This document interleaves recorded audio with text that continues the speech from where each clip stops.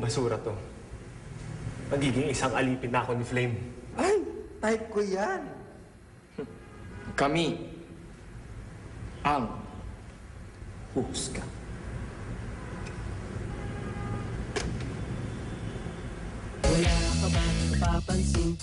Hanep! Hindi ko mapigilan ang pag-intayog. Parang sinasabi ng utak ko, pero ayaw makinig ng katawan ko.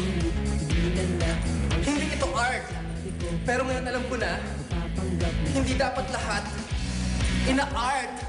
Salamat, Vince. Salamat! Bakit talking about na hindi siya art? Hindi mo ba narinig ang Germanese influence ng kantang sito?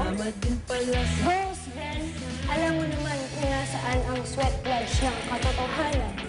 It's all yours. In exchange for this one that we built.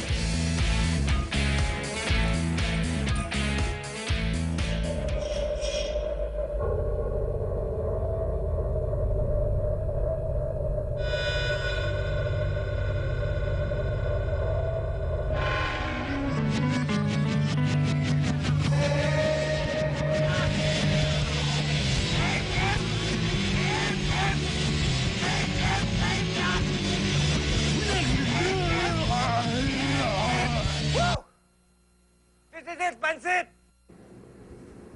Ano, mga chikiting? Let's review.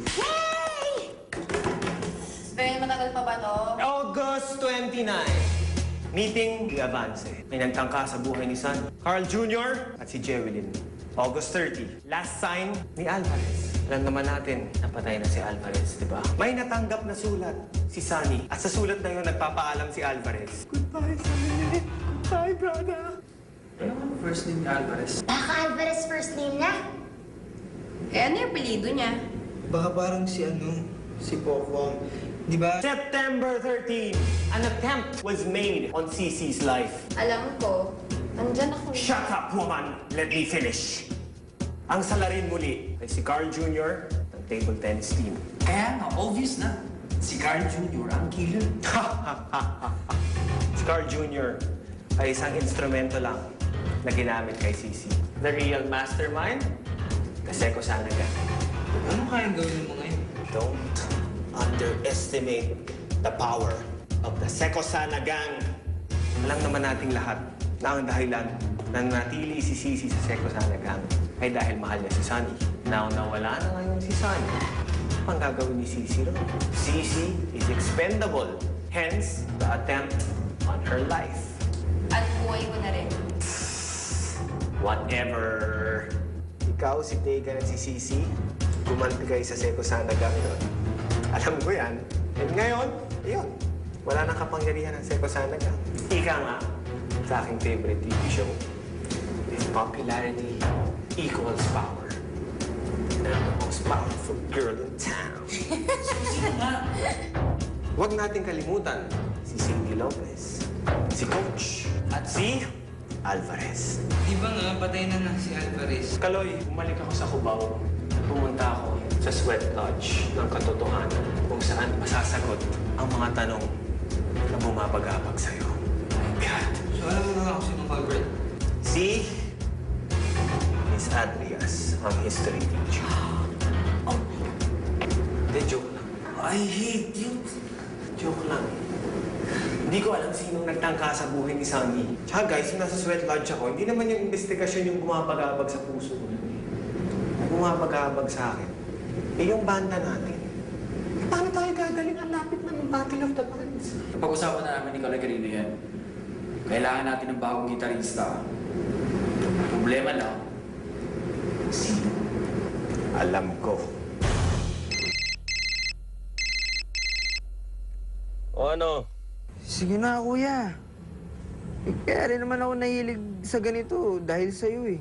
Kuya Neo, sige na kahit hindi para kay Kaloy, para sa akin na lang. Alam mo naman na panganay ako sa pamilya namin eh. Hindi ko naramdaman magkaroon ng kuya. Pero nung meet ko para akong nagkaroon ng older brother. Yo! Kuya Neo!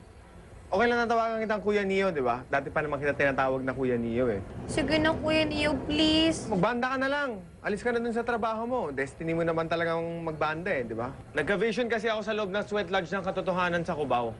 Sven! Are, ewan ko lang, ha? Kausap ko lang naman yung mga cosmic forces. Sabi nila sa akin, magbanda ka na lang, eh. Sige na, gawin mo na. One last time na lang. Parang tulad nung dati. Kuya nyo, linisin ko yung kotse mo ng 1 linggo.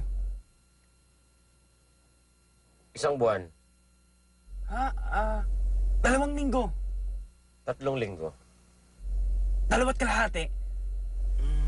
2 and 3/4. 3 linggo. Okay, gang. Okay guys, alam niyo na sasabihin nyo ha. We love you, Kuya Neo.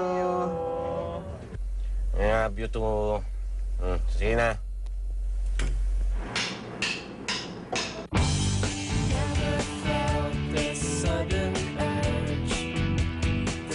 Medyo OA gamitin ang salitang pamilya para tukuyin ang isang grupo ng mga tao na dati namang hindi magkakilala.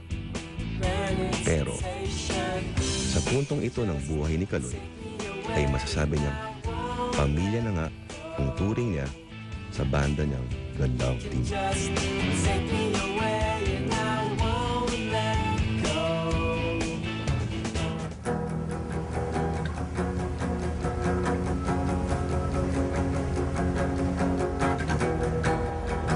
Yo! Uy. Galing mo talaga mag-gitara. Salamat. Alam mo, pangarap ko yan mula nung bata pa ako. Pero siguro hindi lang talaga siya para sa akin. Talaga? Sige.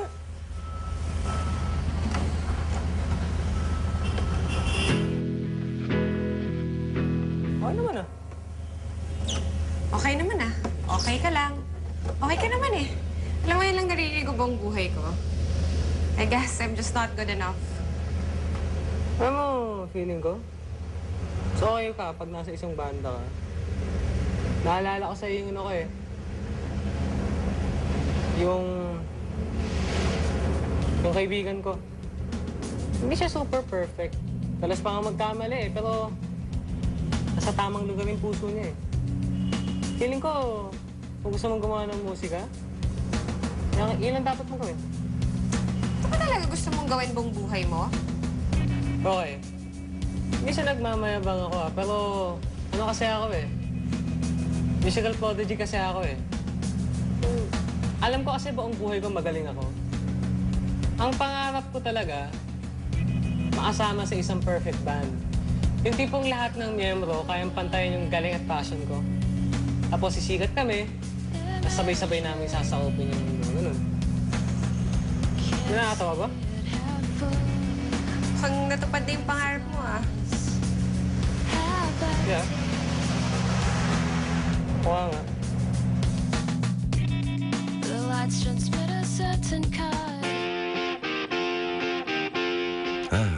Itong dakilang universidad at ang kanyang mga estudyante.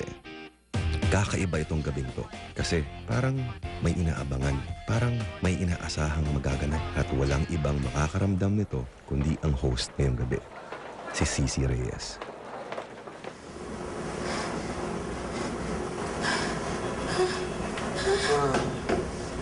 Okay ka lang? Bakit? At anong problema? Kinakabahan ako. Hindi pa naman ako naka-mount ng project na ganito eh. Ever. Para kung hindi na lang gustuhan, paano kung palpak? What if nobody shows up? What if they hate me? What if hindi natin matulungan si Sunny? Susuka ako. Wait lang. Gusto mo bang malaman kung anong ginagawa ko pagka kinakabahan ako? Relax ka lang. Pikit mo yung mata mo. Okay? Isipin mo, may biglang bumaril sa tuhod mo. Alam mo, sis, style ko yan. Ninanakaw mo lang sa akin eh. Hindi mag-work, okay? Okay. Sorry. Hindi, sige. Ito na talaga. Sige, sarado mo ulit yung eyes mo. Tapos isipin mo na sa gitna ka ng dilim.